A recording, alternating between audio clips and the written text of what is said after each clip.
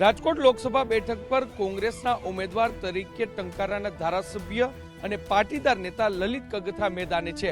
લલિત કગથરા મતદારોને કઈ રીતે રીઝવે છે, આખા દિવસની તેમની પ્રચારની દિનચર્યા કેવી છે તે અમે આપના સુધી પહોંચાડશું. આજે આખો દિવસ TV9 ની ટીમ રહેશે લલિતભાઈ સાથે. અત્યારે અમે પહોંચ્યા છીએ લલિતભાઈના ઘરે અને આપણે તેની દિનચર્યા વિશે જાણીશું અને તેની સાથે આખો દિવસ પ્રચારમાં રહેશું.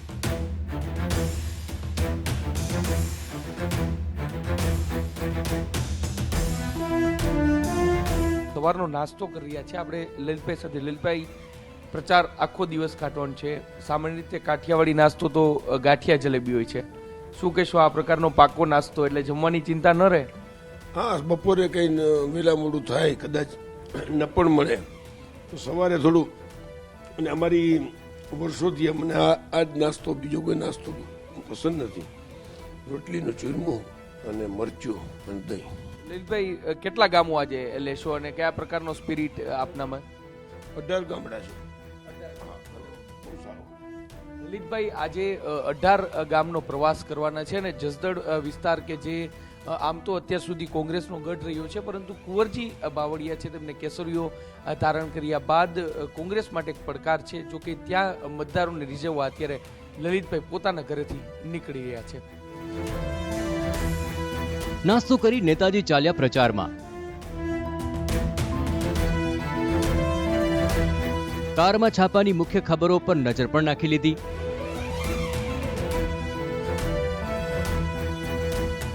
સૌથી પહેલા નેતાજીનો મુકામ આવ્યો જસદણ તાલુકાનો વિસ્તાર.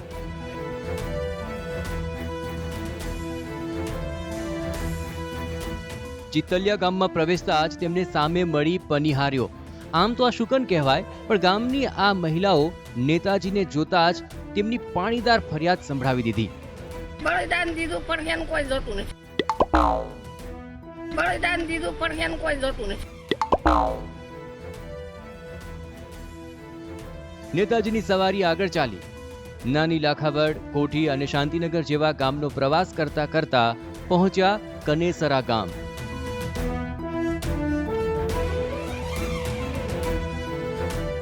કનેસરા ગામે અમારા કાને સંભળાય પાણીની પારાયણ. વોટ પ્લીઝ કહેતા કહેતા કોંગ્રેસના ઉમેદવાર લલિત કગથરા અત્યારે જસદણ તાલુકાના અલગ અલગ ગામોની મુલાકાત લઈ રહ્યા છે અને TV9 ની ટીમ પણ તેમની સાથે છે. અત્યારે અમે કનેસરા ગામ ખાતે પહોંચ્યા છે અને આ ગામ લોકો અહીં મારી સાથે છે. અહીં એક પ્રકારનું દ્રશ્ય જોવા મળે છે કે જે પાણીનો સ્ત્રોત છે તે અહીં જે સિંચાઈ જે ડંકી છે તે સિંચીને લોકો પાણી રહી છે. આપણે ગામના કેટલાક મહિલાઓ છે તેની સાથે વાત કરીશું. બેન, શું કહેશો, ગામની શું સમસ્યા છે? ગામમાં પાણી જ નથી મૂળ પીવા મળતું. અત્યારે અમારા ડોશીમાં આવો ટાંકે ભરવા જાય છે. પાણીની એટલી અમારી સમસ્યા છે. કઈ રીતે પાણીના કેટલા કેટલા સ્ત્રોત છે અહીંયા? પાણી છે જ નહીં ગામની અંદર. પાણી થઈ આમ દૂરથી નેલ લઈને આવી થાકી રહી અમે બહાર કામે ન જઈએ કે મજૂરીએ. કોઈ આવે છે કોઈ પૂછવા માટે સરકારમાંથી કોઈ કે પાણી માટે?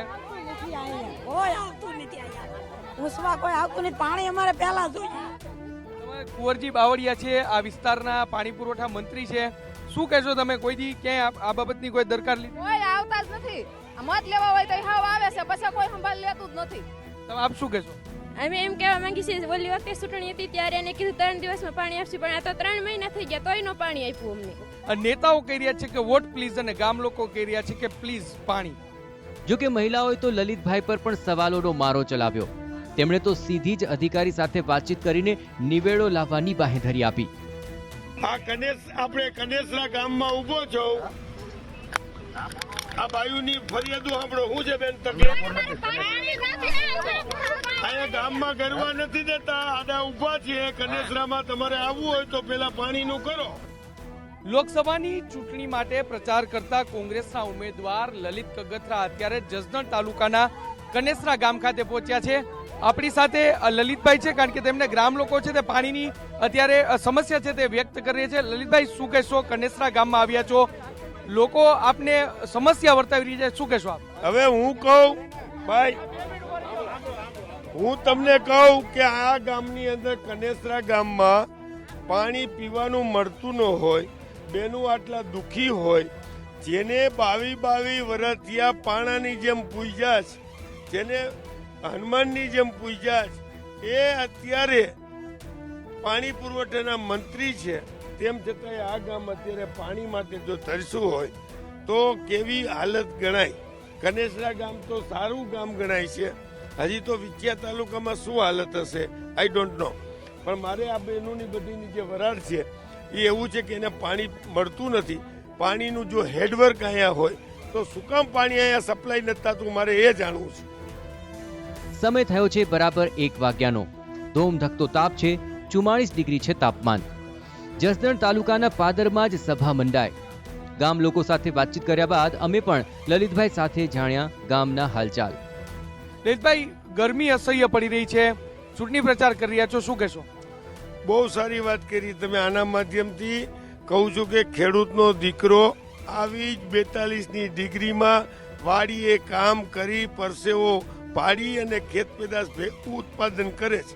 એના ભાવ નથી મળતા ને ત્યારે સરકારે વિચારવું જોઈએ કે આવી ગરમીમાં અમે મત લેવા માટે કામ કરી છીએ, રખડી છીએ, તો એ ખેડૂત ખેતીમાં કામ કરતો હશે ત્યારે એ 42-44 ડિગ્રીમાં તો એના પરસેવાના મહેનતથી જે ઉત્પાદન કર્યું હોય તો એ 650માં મગફળી જતી હોય તો એની હાથેડી કરકરે. ભાઈ આ ચૂંટણીનો મુદ્દો હશે આજ. TV9 ગુજરાતીની YouTube ચેનલને સબસ્ક્રાઇબ કરો અને બેલ બટન જરૂરથી દબાવો જેથી દરેક વિડીયોના નોટિફિકેશન તમને મળતા રહે. ચૂંટણીના તમામ મુદ્દા છે. ભાજપની ખોટી વાતો, ખેડૂતોની બેહાલી, ખેડૂતોને વીમો ન દેવો, ખેડૂતોની મસ્કરી કરવી અને યુવાનોને રોજીરોટી ન આપવી, આ વાતના મુદ્દા છે. ગરીબ માણસને 100 વારનો પ્લોટ ન આપવો, નાનો દલિત માણસ હોય કે ગરીબ માણસ હોય એને BPLનું કાર્ડ ન કાઢી દેવું, આ બધાય મુદ્દા લઈને હું ચૂંટણી લડવાનો છું અને ભાજપને ફરી પીવાનો છું. પ્રચારના આગળના પડાવમાં ભર બપોરે અમે પહોંચ્યા રાણીંગપર ગામ. બપોરના ભોજનની તૈયારીઓ થઈ ગઈ હતી. ચાપડી, ઊંધિયું, તાવા, ડુંગળી અને છાશ સાથેનું સાદું ભોજન સૌ કોઈએ લીધું.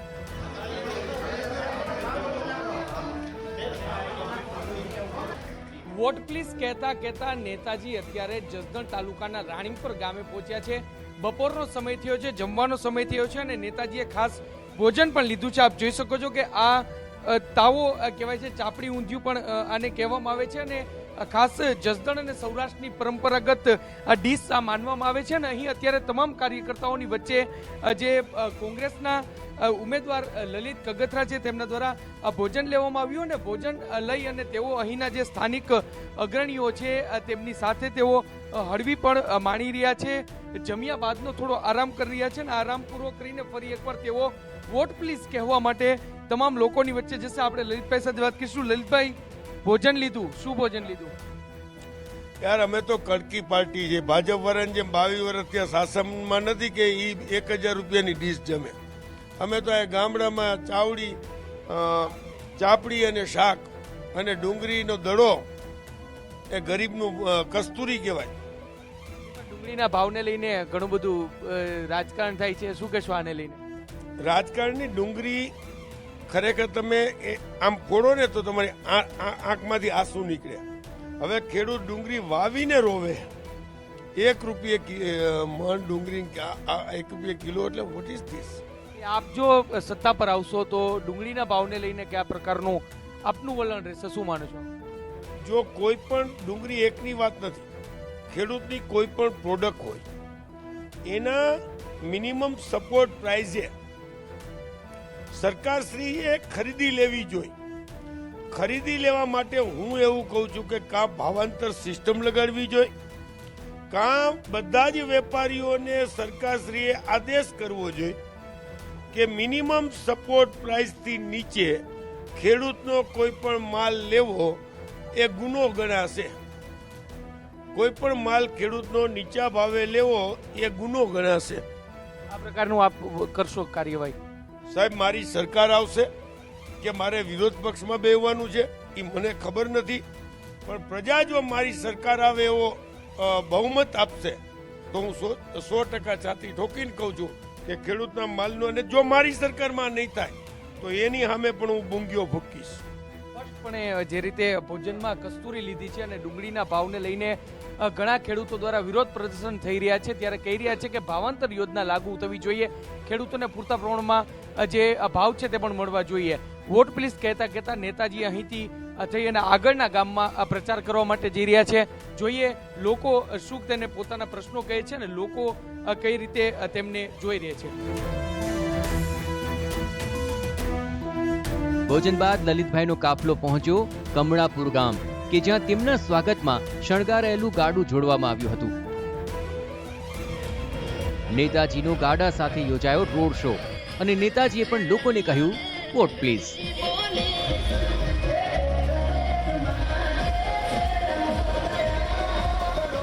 સવારથી શરૂ થયેલો પ્રચાર આખરે રાત સુધી ચાલ્યો. આખરે પૂરા દિવસનું સરવૈયું જાણવાનો અમે પ્રયાસ કર્યો. લલિતભાઈ, સવારે 7 વાગ્યાથી જસદણ તાલુકાનો પ્રવાસ કર્યો. શું માનો છો, કેવો રહ્યો આખા દિવસનો પ્રવાસ? પહેલા તો હું TV9ના માધ્યમથી તમને ધન્યવાદ આપું છું કે તમે સવારના 7 વાગ્યાથી અમારી સાથે આ ગામડાના ધૂળિયા રસ્તામાં હેરાન થતા અમારી સાથે ફરો છો, એટલે તમને પણ ધન્યવાદ, તમારી કાર્યદક્ષતાને પણ ધન્યવાદ. પ્રવાસ બહુ સારો રહ્યો. લોકોમાં ભયંકર આક્રોશ છે. આ ભારતીય જનતા પાર્ટીની સરકાર ઉપર નફરત થઈ ગઈ છે. આક્રોશ અને નફરત એમાં પણ ઘણો ફેર છે. હવે લોકો ભાજપને ધિક્કારવા માંડ્યા છે. એટલે મને 100% ખાતરી અને વિશ્વાસ છે કે લોકોને સમજાઈ ગયું છે કે ભાજપે માત્ર વાતું કરે છે. કામ હકીકતે કંઈ કરવાના હોય તો એ કોંગ્રેસ પાર્ટી જ કરી શકે. એટલે લોકોએ નક્કી કરી લીધું છે કે કોઈ પણ ભોગે ભાજપ નથી જોતું, એવું ફાઇનલ કરી લીધું છે. લલિતભાઈ, જસદણ બેઠક આમ તો પહેલેથી જ કોંગ્રેસનો ગઢ માનવામાં આવે છે, પરંતુ કુંવરજી બાવળિયાએ જે રીતે ભાજપમાં તેઓ જોડાયા અને ત્યારબાદ પેટા ચૂંટણી આવી અને તેમાં કોંગ્રેસની હાર થઈ, એને શું માનો છો કે એની લોકસભામાં શું અસર થશે? ત્યારે પણ મેં સ્પષ્ટ કીધું હતું કે આ ભારતીય જનતા પાર્ટી અભિમાન ન લે કે અમે પેટા ચૂંટણી જીતતા છે. એ નથી જીતવું. હજી રિપીટેડલી કહું છું, આ ભાજપને કુંવરજીભાઈ જીતું છે ને કુંવરજીભાઈ ના જ મત થતા. એટલે હવે ભાજપને મત નહીં આપે કુંવરજીભાઈના કહેવાથી લોકો શું માનો છો તમે? જો હું કહું અને હું લડું એમાં જમીન આસમાનનો ફેર છે. હું પોતે લડતો હોઉં તો જે જનૂનથી મારામાં લોકો મતદાન કરે, અને તમે લડતા હોય ને હું તમારા માટે કહું કે તમને આ લોકો મત આપે, એમાં જમીન આસમાનનો ફેર પડે, એવું મારું માનવું છે. કુંવરજીભાઈ પોતે લડતા હોય એટલે સમાજના તમામ શ્રેષ્ઠીઓ, તમામ આગેવાનો, અને એ કેબિનેટ મિનિસ્ટર હતા એટલે બધાને એમ કીધું હતું કે એકવાર આપણે કેબિનેટ મિનિસ્ટર તરીકે આટલા ટાઈમથી કુંવરજીભાઈ અહીંયા પ્રતિનિધિત્વ કરે છે, મંત્રીમંડળમાં ક્યારેય વારો આવ્યો નથી, તો આ એક ચાન્સ મળ્યો છે, તો આપણે ગુમાવવો ન જોઈએ. લલિતભાઈ, આશા રાખીએ કે આપનો તમામ પ્રવાસ સફળ થાય અને આપ જે આગામી જે લોકસભાની ચૂંટણી છે તેમાં આપ વિજય મેળવો. તો આ હતા લલિતભાઈ કગથરા કે જેઓ આખા દિવસ દરમિયાન તેમને ચૂંટણી પ્રચાર કર્યો અને તમામ મતદારોને તેઓ કહેતા રહ્યા કે વોટ પ્લીઝ, વોટ પ્લીઝ. તમામ મુદ્દાઓ છે, ક્યાંક ભાજપનો ગઢ છે, ક્યાંક કોંગ્રેસનો ગઢ છે. આ તમામ મતદારો સાથે તેઓ મળી અને તેઓ કહી રહ્યા છે કે તેઓ તેમની સાથે રહેશે અને જે આગામી લોકસભાની મુદ્દા જે ચૂંટણી છે તેઓ મતદારને રીઝવશે. તો આ હતી TV9ની day with candidate vote please યાત્રા. જોવાનું રહેશે કે લોકસભાની ચૂંટણીમાં લોકો કોને પસંદ કરે છે. કેમેરા પર્સન હિમાંશુ મકવાણા સાથે મોહિત ભટ્ટ, TV9 રાજકોટ.